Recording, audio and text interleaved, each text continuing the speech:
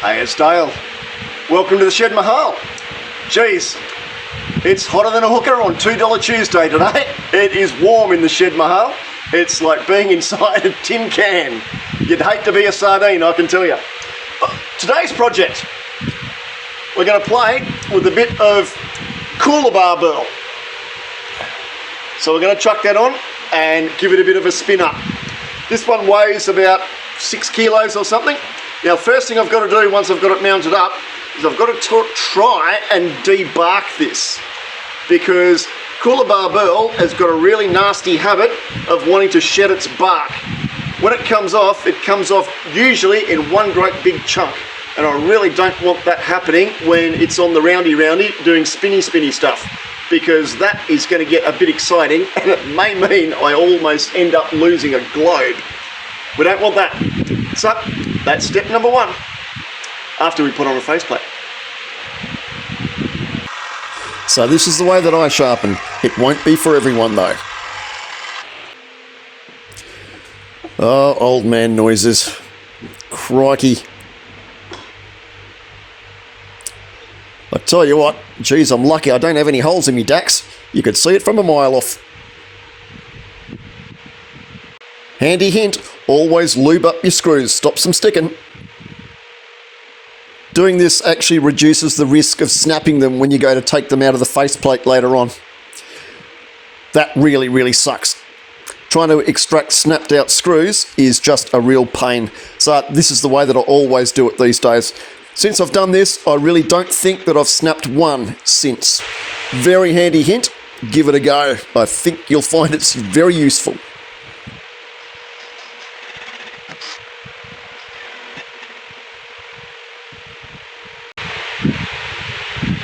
Okay, that's roughly sort of centered vaguely. So hopefully that spins pretty true. Now, with this, you can see, hang on, I'll come a bit closer.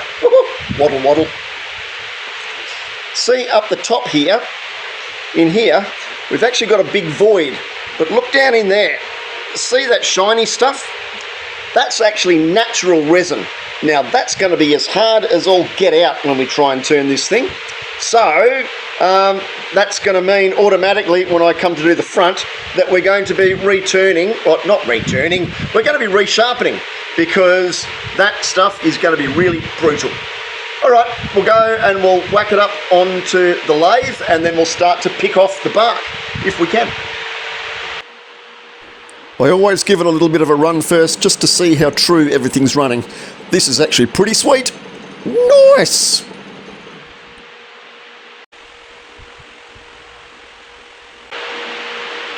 Surprisingly, that's like really quite firm, so I'm not actually going to play with it as much as I was going to.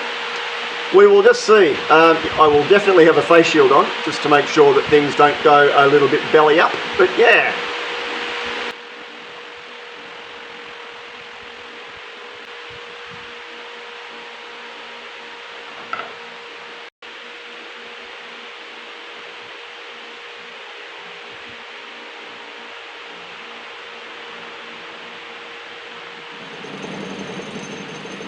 That noise is just the lathe vibrating against the bench. I had my bench a little bit too close and I was too lazy to move it. That's really not a drama at all. Happy with that. So far, so good.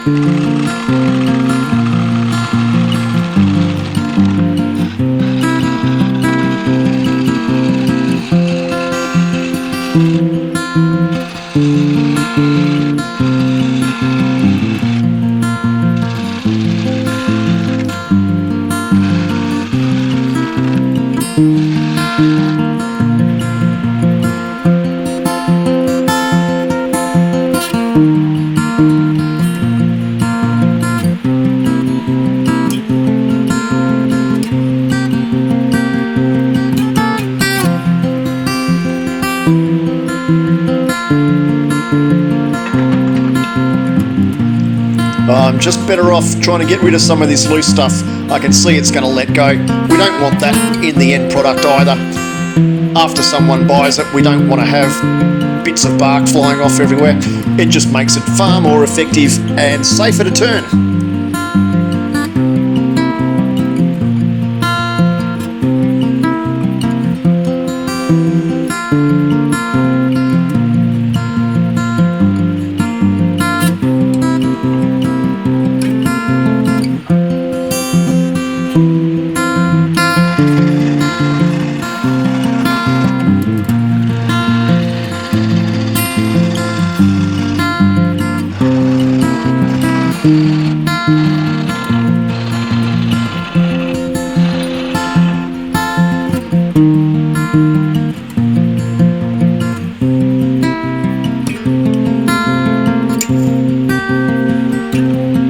Here I'm just establishing the foot. I try to make the foot generally between about 1/3 to 1/4 of the diameter of the bowl. That looks best.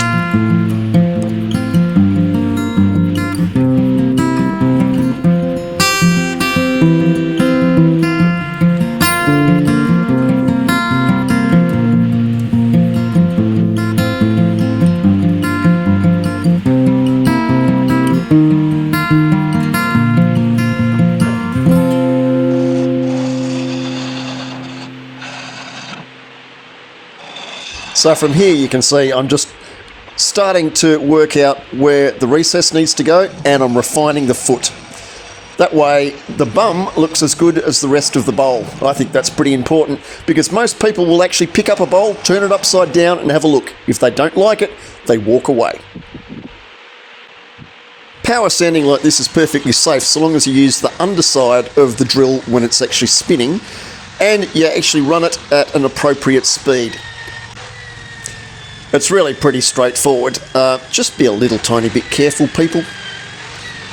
If you don't feel comfortable, don't do it. Don't be a muppet, it's not in the rules. I'm pretty happy with the way this sanded up. I normally sand 240, 320, 500 and 800. Don't need to go any higher than that really. I think that looks pretty good and it's got a nice surface. This stuff is from Custom Grit. It's a new product that Scotty and I are working on. It's called our Secret Squirrel Gear. We've actually had a bit of a soft launch of it already. If you're interested in getting it, you can either get it through Custom Grit by Scott directly, or you can come and get it through me. It's really used as a surface sealer, but it's fantastic because it's shellac based and it creates a really nice firm surface, particularly to punky stuff or stuff that's really soft.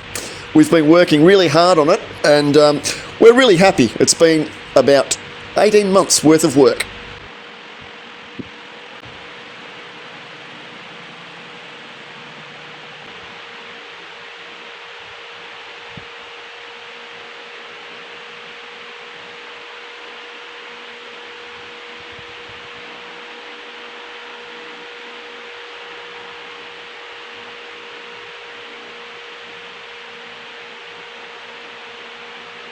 I think the surface on that looks pretty good. It's not overly shiny, it just gives a really, really nice luster. Overly shiny on burl I don't think really works too well. Come and have a bit of a look. We'll try and pull you in and give you a squiz. I like leaving some of that natural edge. I think that looks wonderful and gives the character still of the burl. Taking away all of that character I think just reduces the effectiveness of what it was. I like it. So far, so good. See? It always works lubing up before you screw. I rest my case. Having a nice tight mortise is really important on these types of things. It saves any risk of it blowing apart.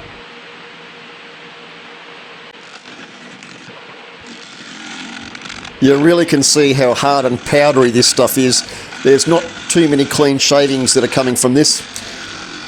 Ah, I knew this was going to be a bit of an epic.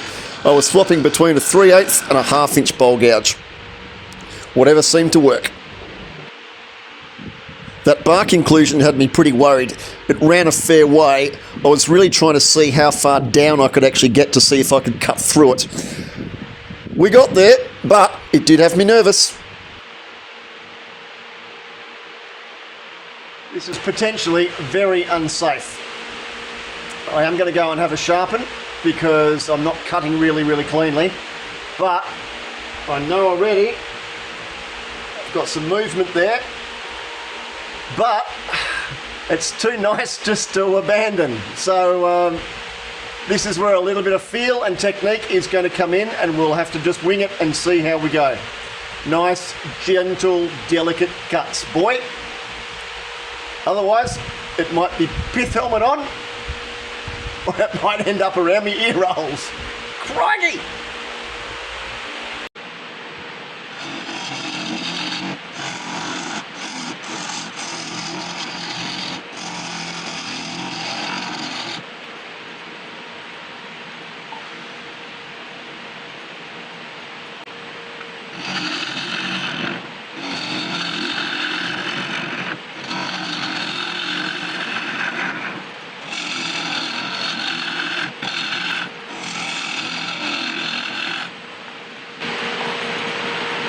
That is so brutally hard. It is just coming off as powder and dust. Yuck. I'll get back to you in a minute. It's going to take a while. It's going to take me a few sharpens too. So this is showing why I was getting a bit nervous. That bark inclusion is running quite deep, and there's also a crack up the edge. You can see though that I'm actually starting to be able to cut through it. That's giving me a little bit more confidence that things are going to be okay. Look at that resin in there. Yuck.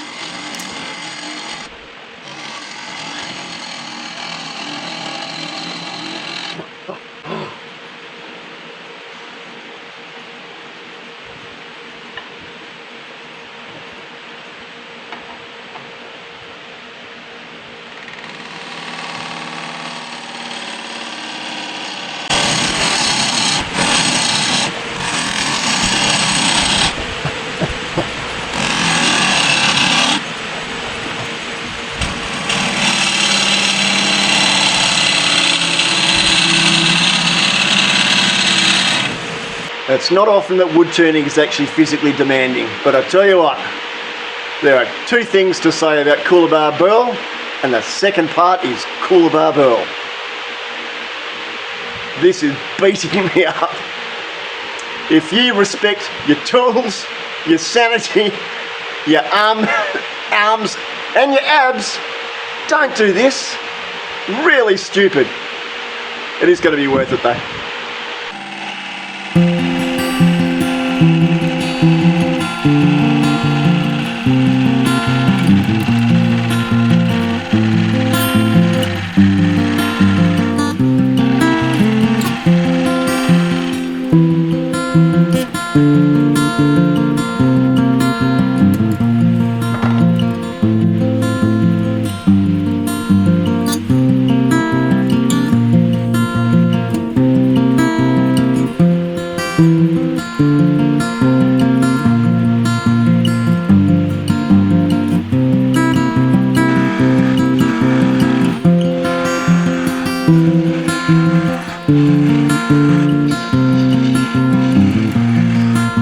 Maybe I was over-exaggerating.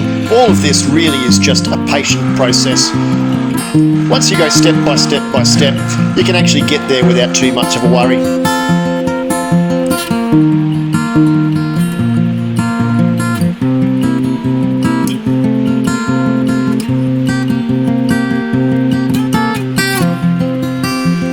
I just stopped to check because there was starting to be a little bit of chatter inside. If you get different sounds and different noises, always have a look. In this case, there was a big bark inclusion that was actually coming right the way through. Just needed to make sure that everything was still stable and okay.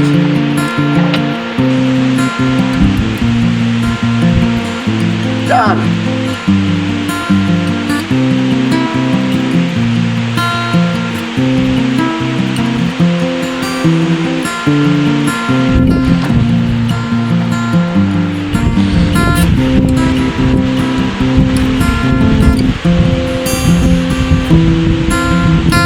Right there you can see that bark inclusion down the bottom. You'll be able to see it clearer when it's actually got a finish on it. It actually turned out alright though. I've always got a big fan in the background blowing across me. That way it always helps when power sanding to get rid of the dust.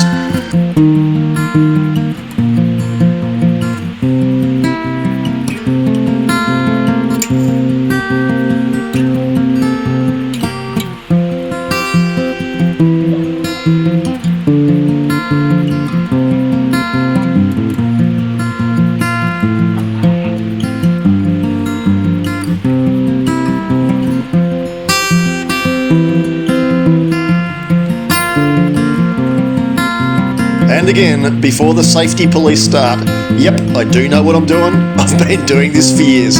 If you don't feel comfortable doing it, don't do it.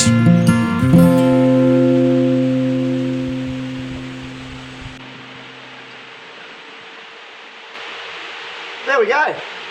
All finished. Holy moly. The inside of that took about an hour and a quarter. It never, ever, ever takes me that long to turn the inside of a bowl. That was brutal. But I'm really quite happy with that. It all stayed together, which was a bit of a frickin' miracle. Anyway, but I'm quite pleased. The colour's really yummy. I'll bring in and you can have a little bit of a squeeze. I'll try not to drop you again like I did before. There we go, have a look at that. The grain on that is pretty gorgeous. Now, that is Coolabah burl, but it doesn't really have too much of the general sort of burl figure to it. But it's still a burl cap, and this will be our Waltzing Matilda burl, because it's a Coolabah from the Coolabah tree. All right, we'll take some stills, but that's pretty much it. Next time. So there we are. That was a bit of an epic. That's the Coolabah burl. It's not quite as big as what I thought it was going to be, unfortunately. It's about 28 to 30 centimetres. That's the bum. Always got to love a cute bum. Pretty happy with that. There isn't as much burl figure in it as what I thought there might be. There's a little bit there. But it's still a burl cap. And it's from one of our Australian national icons, the Coolabah. So yeah, get that up, you Waltzing Matilda. All right. Thanks very much for watching. I really appreciate it. It was a bit of an epic today. If you'd like to do all of that other stuff, you know, the clicky, stippy, you know, all the stuff that I don't like talking about, I do have memberships open. I know that I haven't been around too much lately, but I'm back, which is a good thing. All right, so love ya, leaving ya. I'm off to go and get a glass of Dad's grape juice. I think I've earned it. All righty, next time.